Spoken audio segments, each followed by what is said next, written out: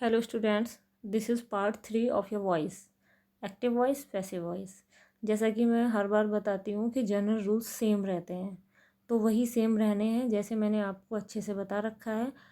First part में मैंने आपको इंडेफिनिट पढ़ाया था, सेकंड पार्ट में कॉन्टिन्यूस, अब थर्ड पार्ट में मैं आपको परफेक्ट पढ़ाऊँगी। सबके जनरल रूल सेम हैं, वही सब्जेक्ट को ऑब्जेक्ट में चेंज करना है, ऑब्जेक्ट को सब्जेक्ट में, यानी subject is change into object and object is change into subject. Third form of verb is always used in passive voice. जब आप पैसिव बनाएंगे तो वर्ब की थर्ड फॉर्म हमेशा आएगी। By is used before new object in the passive voice. Passive voice बनाते वक्त नए ऑब्जेक्ट से पहले हम वाई लगाते हैं। Helping verb is used according to new subject, और हेल्पिंग वर्ब हमेशा हमारे नए सब्जेक्ट के अकॉर्डिंग रहती है। और ये सब्जेक्ट के ऑब्जेक्ट के चेंजेस हैं, ये आपने देख रखे हैं, और आपके सिलेबस के according present perfect continuous, past perfect continuous, future perfect continuous and future continuous are not change into passive voice. ये आप अच्छे से लर्न भी कर चुके हैं। अब यहाँ से देखिए प्रेजेंट परफेक्ट टेंस। अब प्रेजेंट परफेक्ट टेंस हो गया आपका ये।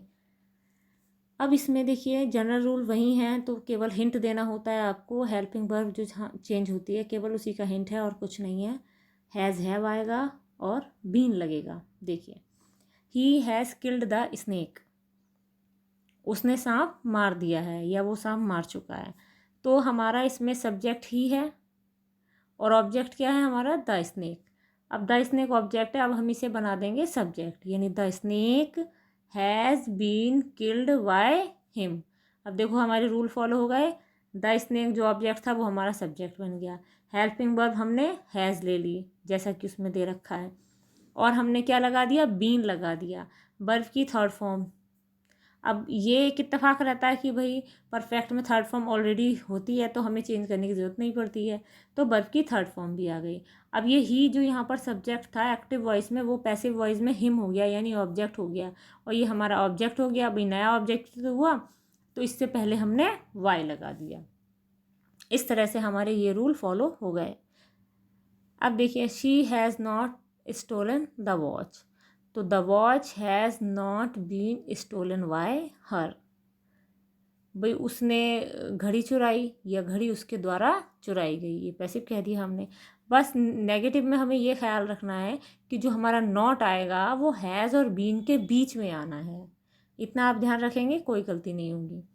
Have you written the letter, तो ये हेल्पिंग वर्ड से स्टार्ट है, तो क्या हो जाएगा, has the letter been written by you. ऐसे ही नेक्स्ट देखिए, why have they not wash their cloth, तो why have their cloth not been washed by them, question mark लगा दिया। इंटरोगेटिव में क्वेश्चन मार्क की बहुत वैल्यू होती है, ये हमें लगाना होता है, नहीं लगाते हैं तो हमारे इसके मार्क्स कट जाते हैं। सिंपल है, कोई परेशानी है नहीं। वही ये हमारा क्वेश्चन वर्ड से शुरू हुआ है तो हमने क्वेश्चन वर्ड पहले ले लिया, उसके बाद हेल्पिंग वर्ब हमने ले ली, फिर हमने क्या किया, जो एक्टिव में ऑब्जेक्ट था उसका हमने सब्जेक्ट बना दिया, और फिर नॉट जो लगाया है वो बीन से पहले ही लगेगा, फिर वर्ब की थर्ड फॉर्म और बाय लगा के अपना नया ऑब्जेक्ट। दे एक्टिव में दे रखा है, लेकिन पैसिव में वही क्या हो जाएगा, दैम, क्योंकि ऑब्जेक्ट बना दिया उसका। अब अगला देखिए पास्ट परफेक्ट टेंस। इसमें हम आपको हिंट दे रहे हैं कि हैड आना है और प्लस बीन, ये तो और ही ज़्यादा इजी हो गया। एग्जाम्पल्स देखिए, my brother had taught me Hindi, मेरे भाई ने मुझे हिंदी पढ़ाई, तो I have been taught Hindi by my brother. अब इसमें एक खास बात यह है कि इसमें दो ऑब्जेक्ट दे रखे हैं, एक दे रखा है मी, एक दे रखा है हिंदी, सॉरी। तो जब हमें डबल ऑब्जेक्ट दिया होता है तो हम उसमें से कोई भी एक ऑब्जेक्ट ले लेते हैं और क्या करते हैं, जो दूसरा ऑब्जेक्ट है उसे वैसे ही रहने देते हैं। तो पहले हमने कौन सा ऑब्जेक्ट लिया, मी लिया, तो मी का हमने सब्जेक्ट बनाया, तो क्या हो गया, I had been taught Hindi, Hindi हमने वैसे ही रखे रहने दिया, वाई माई ब्रदर। अब फिर दोबारा में हमने लिया हिंदी, हिंदी भी हमारा ऑब्जेक्ट है तो हमने हिंदी लेकर बना दिया, Hindi had been taught me, अब यहाँ पर मी वैसे ही रहने दिया, वाई माई ब्रदर। समझ में आ गया होगा आपको। नेक्स्ट देखिए, he had not taken food before I came. मेरे आने से पहले वो खाना नहीं खा चुकी थी। अब देखो, इसमें देखो बहुत सिंपल रहता है, बड़ा सेंटेंस देख के कभी आपको डरना नहीं है।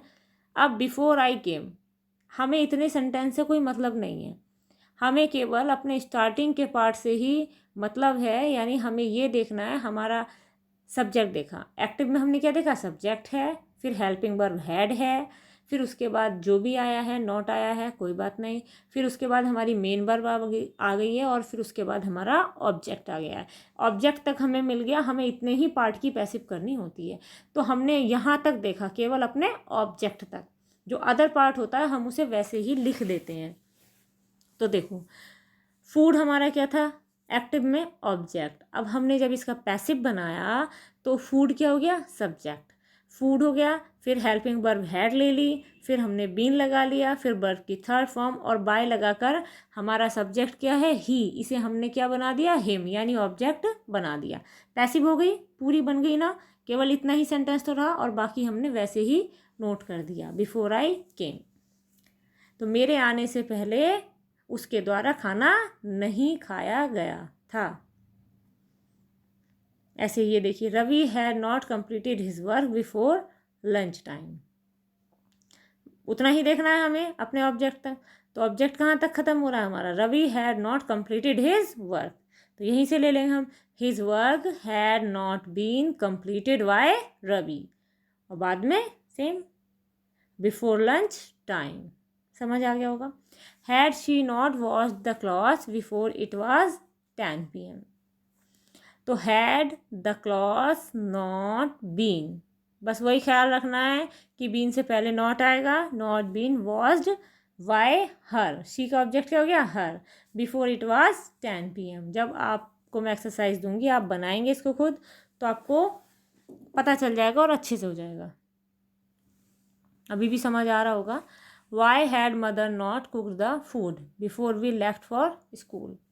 देखिए, हमारे स्कूल चलने से पहले माता जी खाना क्यों नहीं बना चुकी थी। अब देखिए, हमने क्या लिया, वाई वैसे ही ले लिया, हैड हेल्पिंग वर्ब भी लिया, फूड हमारा क्या है, ऑब्जेक्ट, ऑब्जेक्ट का बना दिया सब्जेक्ट, फिर नॉट, फिर बीन, कुक्ड बाय मदर, और बाकी वैसे ही नोट किया, before we left the school, left for school. हो गया, नो प्रॉब्लम। इसी तरह से हमारा आया फ्यूचर परफेक्ट टेंस। अब फ्यूचर परफेक्ट टेंस में हेल्पिंग वर्ब हमारी विल या शैल में से हम एक लेंगे, फिर हैव हमारा लगना ही लगना है। आप कंफ्यूज यहाँ ना हो कि हैज़ आएगा या हैव आएगा, क्योंकि अगर फ्यूचर परफेक्ट टेंस है तो उसमें विल या शैल आना है, उसके साथ में हैव आना है, और फिर बीन आना है जब हम पैसिव बनाते हैं। तो देखिए, he will have done the work before she स्लीप्स, उसके सोने से पहले वह काम कर चुका होगा। तो द वर्क, हमें इसमें भी वही देखना है, अपना subject, helping verb, main verb और ऑब्जेक्ट, और फिर वहीं रुक जाना है और वहीं से हमें पैसिव बनाना शुरू कर देना है। तो ऑब्जेक्ट क्या हमारा, द वर्क, फिर will have been done by him, बन गया ना इतना ही, बिफोर शी स्लीप्स, बाकी ऐसे ही आ गया। अब देखिए, the teacher will not have check the exercise before I reached there. ठीक है, मेरे वहाँ पहुँचने से पहले अध्यापिका कॉपी चेक नहीं कर चुकी होंगी। तो देखिए, द एक्सरसाइज, एक्सरसाइज हमारा ऑब्जेक्ट है, हमने वहीं से ले दिया। The exercise will not have been, वही ख्याल रखना है, विल और हैव के बीच में नॉट आना है। Will not have been checked, third form आ गई, by the teacher before I reached there. Easy हो गया ना, लग बड़ा रहा है लेकिन बड़ा है नहीं, इजी है। Shall I have given him the medicine, तो देखिए, will the medicines have been given him by me. ठीक है, इसे भी हम दो तरह से बना सकते हैं। ऐसा क्यों, क्योंकि इसमें दो ऑब्जेक्ट दे रखे हैं, हिम भी दे रखा है और द मेडिसन भी दे रखा है। तो दूसरी तरीके से हम कैसे बनाएंगे, will he have been given the medicine by me. ऐसे ही नेक्स्ट देखिए, why will they not have completed their homework. तो why will their homework not have been completed, by them. बिल्कुल सब में वही रूल फॉलो किए जा रहे हैं जो आपके जनरल वाले हैं, बस हेल्पिंग वर्ब चेंज हो रही है, इसीलिए helping verb as a hint मैंने दे रखी है। समझ में आ गया होगा। और एक बार फिर रिपीट करके देख लेना अगर कोई प्रॉब्लम हो, और इसके बाद भी प्रॉब्लम हो तो आप मुझे मैसेज कर दीजिए।